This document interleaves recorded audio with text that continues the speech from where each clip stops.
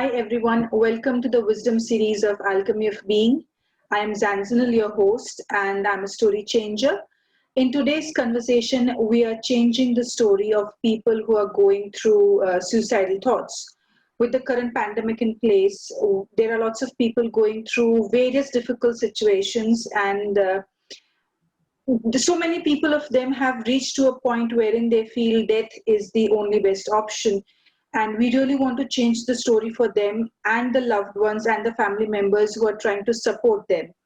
So for today's conversation we have Nirali, who's a life mentor. She's a healer, she's a therapist, and she has been working with people across various people across different ages and helping them change their lives. So she's got 18 years of experience, and the way she has been helping people is just so amazing. So let's have her on the conversation, and let's see what she has to say about the entire situation and the suicidal tendencies in people. Hi Nirali, welcome to your series of Alchemy of Being. Hi, thank you so much for having me in my own series. How are you doing? I'm super. Thanks for asking. I love the So, sunshine you're bringing to the video today. oh, thank you. So, So, today we are specifically talking about suicidal tendencies because in the current situation of the pandemic, being homebound, financial issues, business issues, distance from loved ones, feeling lonely. So these are just a few examples that have come up with regards to why people are going through difficult times. But other than this, also there are lots of different reasons why people are going through difficult times in their life, and so many of them uh, have resorted to feeling suicidal. They have reached to to a situation where they feel suicidal. So my first question is, what makes people choose death? What makes them choose the concept of suicide and self harm? right. So, let's start by understanding that what brings people to this point of even having the thought or even moving towards an act. Let's say when a situation of a suicide in a family occurs. Most times, as society, we have a habit of, kind of tagging the person or the situation as, um, didn't have strength to live through, or, you know, uh, was in a moment of weakness. I would rather say that, these are one of the most strongest beings who have endured and survived more than they can actually take upon their selves, on their emotions, on their mind, on their heart. They've been hurt uh, again and again on the same place. They felt suffocated. They felt, um, that world doesn't understand them. They're probably very different. They don't know who they are. No, they've reached in a place like this, in a state like this, and they've tried very hard, to be part of the world probably, or to resolve the issues in their life, uh, you know, uh, in the best possible manner. They've worked very hard. They've tried all the ways known in them and all the ways known or to the world. They've done all of that, and still things are not changed for them. They've still not found that inner peace, that solution that really works for them. And this is a place where they feel so bound, so walled from all places. They feel that there is no way out, there is no solution. It's like all the walls are closing in, and they feel, that I'm a burden on myself, on my family. And this is a place where they actually get into the thinking process of, let's just finish this, because there is nothing left for me in this life. There is no way that I can, add more to my life. And it's a place of utter hopelessness. It's the hopelessness of not being able to see further with hope. That's where the person can actually come to act on the uh, you know the most cruel thing on self. I believe you know uh, it would be there's this one side, I talk about self love, and it's exactly opposite to self love. So yeah, that's the place where the person is. So if there's somebody, for example, in my family who I know is going through difficult times, who's probably feeling depressed, so as a near and dear one to that person, or as a family member, or as a caretaker of that person, how could I help or how could I contribute to the well-being and the safety of this person? Yeah. It's actually a very important question, and I'm so glad that you've brought this up. See, most times, when I come across, family members, or a person who's already reached a place of, having those thoughts, one of the things that I see amiss is that, the family, as co-workers, as friends, somewhere many times we are so engrossed in our own stresses and our own difficulties that we actually miss out on seeing that what is going on in that person's life. If that person might have gone through a recent heartbreak, sometimes we don't even know that that is happening because of uh, somewhere the person feels that there is no point talking about it, or sometimes the person feels that if I go, I'm only going to be lectured, and the Hmm. person keeps it to himself, whatever whatever might be the outside reasons. But this is the place that we absolutely ignore to see that there is something going on in the person's life which is very painful. And sometimes it is also our own expectation and our own judgment towards the person, where the the pain of loved one, that person is a loved one, we really care for that person, but it goes neglected. So I first want to appeal, and kind of make people aware that let's first be aware. Let's not be in that phase, so involved in our own difficulties that we miss out on our loved ones difficulty in the moment. After so with that, uh, it's not possible to identify whether a person who's gone through a painful traumatic event is actually having suicidal thoughts, because it's a mind thing. True. So it's not able to read that. But there are certain warning signs that we can learn if we are present and we are observant in the person's life, from which we can identify that there is a possibility for this person to act in a certain manner. Right. Let's understand and identify what are those signs. Right. So one of the most important sign is the withdrawal in the routine. The person, this is also the sign of depression. But let us also understand that when the person is in the depression phase, and is moving towards such act, the tendency will increase. So withdrawal in the routine, in terms of whatever the person's regular routine was, that would change in terms of sleeping pattern, eating pattern, reaction to a very petty thing, a very petty life situation, the person's reaction would be very agitated, or it could be extremely closed down, where there will be a reaction which is extreme, or there will be no reaction which is also extreme. Yeah. Right. Uh, this is a place where the person if the person is moving towards suicidal thoughts, this is a place where the person, kind of, because the person is giving in and giving up, uh, they actually start less caring for themselves. Right.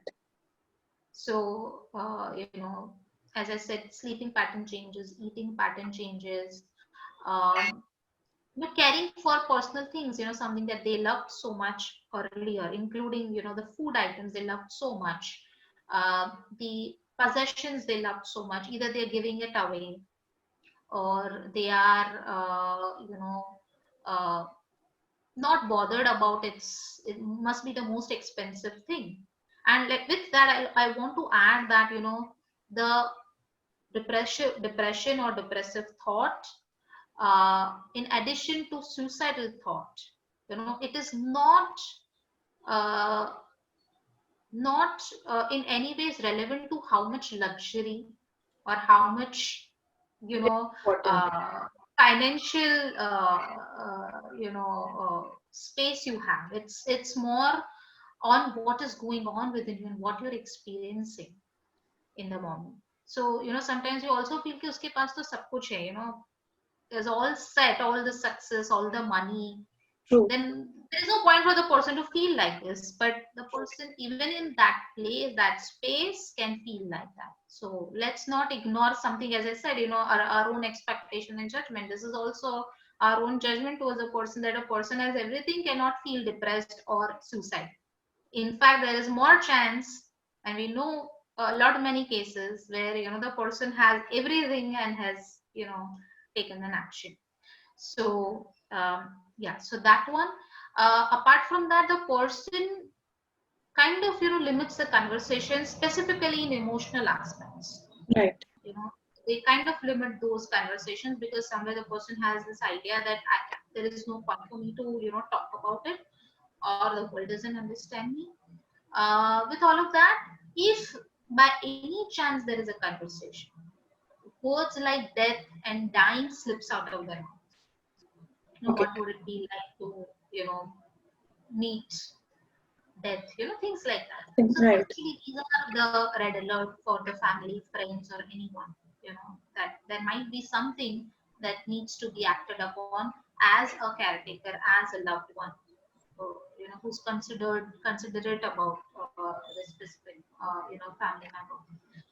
With all of this, somewhere in the body language, we see hopelessness, a helplessness, and a desperation to reach something.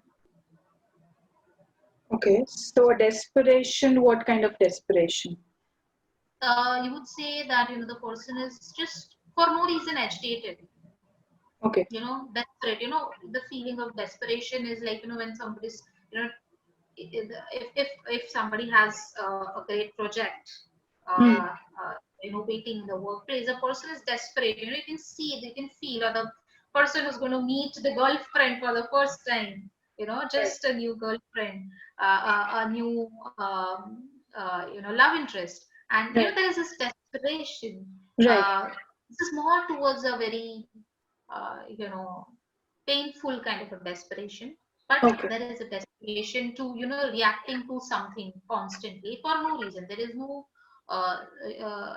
specific reason that we could identify in the moment, but you could feel in that body movement that, there is a desperation, looking for something, searching for something. That's the body language. So if Okay. we become aware of such signs, Right. as a friend, as a colleague, as a boss, if you become aware of things like this, it is very important for us to make sure that the family member or the relatives who could be, considerate to this person's well-being must be notified.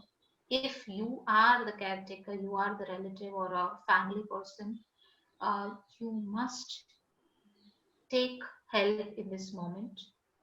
You must act with lot of responsibility in this moment. So this is the place where, your role begins, um, with a lot of responsibility, with a lot of care and concern for the person.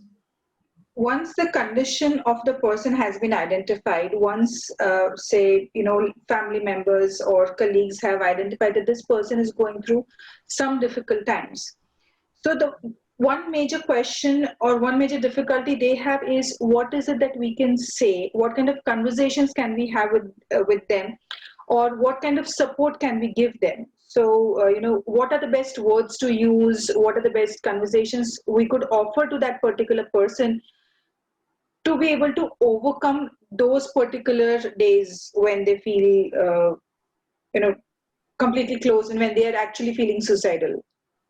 Yeah. When I come across people uh, or family members, who are trying to help people into such phases, one of the biggest question or difficulty I hear is that, should we intervene in a situation like this? What if, uh, my conversation lead that person and inspire that person to even, act it quicker True. than possible. So I believe conversation and the right sort of communication actually is a key to resolve, uh, the entire issue that a person is experiencing. But how we approach the conversation plays a vital role. So let's understand what words we could be using, uh, what understanding we will have, and what kind of questions we can ask in the moment so that the person feels like opening up or even approaching you when the suicidal thought begins. Right. Why? Because there is a space between having suicidal thoughts or a place where the person is beginning to give up and actually acting. So if we are right, we are aware at the right time, the right place, we have time to entirely reverse the thought process of the person and bring him and her into a place where she can think more stably, get right help, and heal that part of life so that the person can move forward. And I've worked on a couple of cases where things like this has taken place, and they're in a beautiful better place in this moment. So what how to approach in a place like this? Yeah. um, One is, this is a place where we got to be more empathetic and more considerate towards the person, not having our own judgments. We just got to leave aside what we expect for that person to behave, because the routine has changed, because the way they act and react to things has changed. uh, we've got to act in a way where we at least understand and allow the person to open up. So example, if the person has gone through a certain heartache, a heartbreak, and we had already warned as a family or as a friend, we had already warned the person to not go into that relationship, or that relationship is already it's double played, whatever that may be, and the person is are now experiencing the consequences. Let's not go and tell the person that, oh, see, we have told you, now you are facing the circumstances. So that person is already feeling guilty about it. The person is already blaming himself for not listening to you. And now, in this place, we got to make sure that he doesn't feel more guilty or more sad or painful about it, or does not remember those moments. This is a place where the person needs to know, acknowledge his emotion, and take the next step and what we can do to change this moment, Right. and ready the person to uh, get to a place where he's ready to change this moment. This is the ideal role of a loved one or a parent or a friend when They see their family member, the friend in a situation like this. Uh, Second thing would be, this is not a place of advice and solution. Right. So the person here in when he's already going through such thoughts or already choosing to act very soon on it, the person is not looking for solution. The person has tried everything known to him, known to the world, and there is nothing more that he can take adding into his mind in the moment. Yeah, he's already giving up. So the idea is supposed to bring him back to a place where he's open to Right. He even feels more hopeful. yes, he's Yes. more hopeful and more ready to add more to his life. True. The first thing is to bring him back to be in a place of hope. So no solutions, no advice. It could be very how an empathetic conversation could take place is that how you're coping with the pain. Do you feel that I could be of any help if I listen to you, whatever is going on within you? Would it be comfortable if you having thoughts of time in your mind? Would you come and share with me? Would you like that?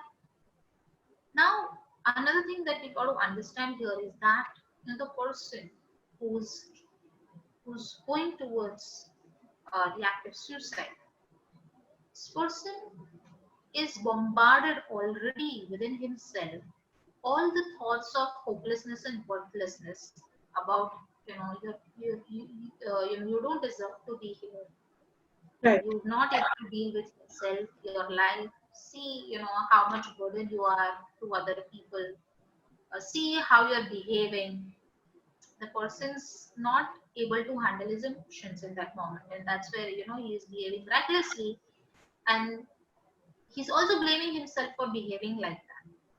So there is constant voice in his head which they actually want to get rid of, and they're trying fighting very hard, and this is exactly where they need help, to get rid of this voice. If only they can get rid of this voice, there is a beautiful hope, a point of worth is there for them. From there they can go to self-love and creating and choosing a life beyond this experience.